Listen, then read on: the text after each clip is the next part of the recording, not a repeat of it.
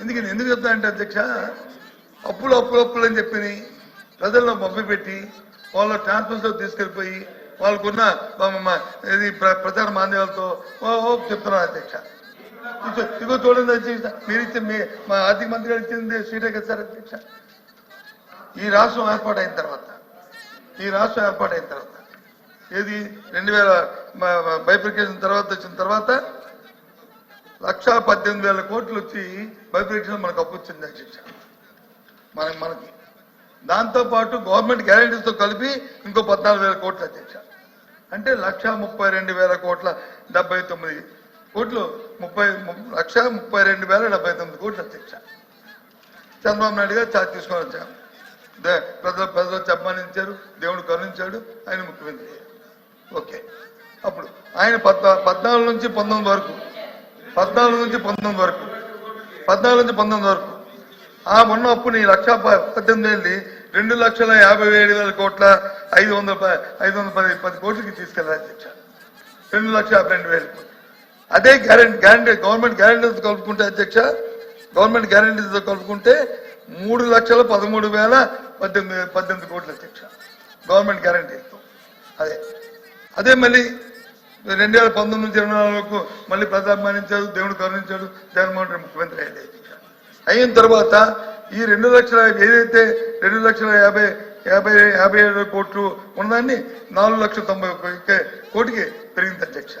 ఏది 2,57,000 ఇది 4,90,000 అయింది. అదే గవర్నమెంట్ గ్యారెంటీతో కలుపుకుంటే ఇదన్నీ నాయ కాదు అధ్యక్ష. ఇగో ఈ పుస్తకం అధ్యక్ష.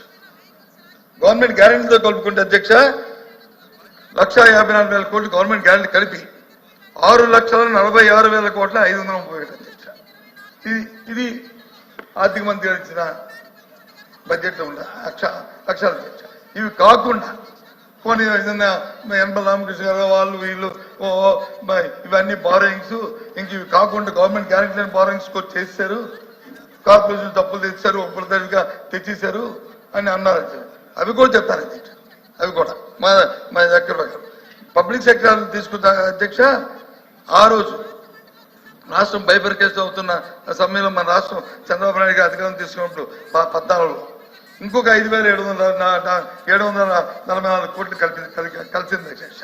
అంటే మించి వరకు కలిస్తే 1,40,717 కోట్లు అంటే 1,40,717 కోట్లు. ఇది 14 అప్పు మన రాష్ట్రం చంద్రబాబు నాయుడు గారు అధికారంలోకి వచ్చిన తర్వాత. అదే బారోయింగ్ చంద్రబాబు నాయుడు గారు కూడా ఈ సెక్టర్లో బారోయింగ్స్ ఇంకో 55,000 కోట్లు కలిపితే 3,90,247 కోట్లు అధ్యక్ష బారోయింగ్స్ కలిపి.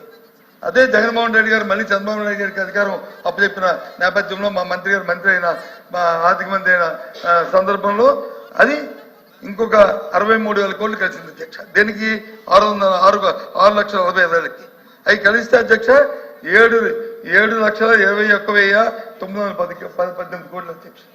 ఇది మీరు ఇచ్చిన మా ఆర్థిక మంత్రి ఆర్థిక బీచ్ ప్రతిపాదనలో ఇది అధ్యక్ష. ఇది కాకుండా ఇంకా నిన్న పత్రికలో చెప్పిన కానీ చూసిన కానీ పెద్దలు మాట్లాడిన కానీ లేకపోతే ఇప్పుడు ఆర్థిక మంత్రి గారు ఈ పుస్తకాలు లేని విషయాలు కూడా నాతో మాట్లాడిన తర్వాత చెప్తారు అధ్యక్ష. ఏది జీతాలు బచ్చాలు లేకపోతే బిల్స్ అవి ఇవి పెండింగ్ ఉన్నాయని అని చెప్తారు అధ్యక్ష. ఇది రొటీన్ ప్రాసెస్ అధ్యక్ష. ప్రభుత్వాలు మారుతున్నప్పుడు వస్తున్నప్పుడు ఓ ప్రభుత్వం వస్తుంటాయి అధ్యక్ష. అప్పుడు కూడా ఉన్నాయి అధ్యక్ష. అప్పుడు కూడా ఉన్నాయి. అప్పుడు ఏమి లేకపోలేదు అధ్యక్ష.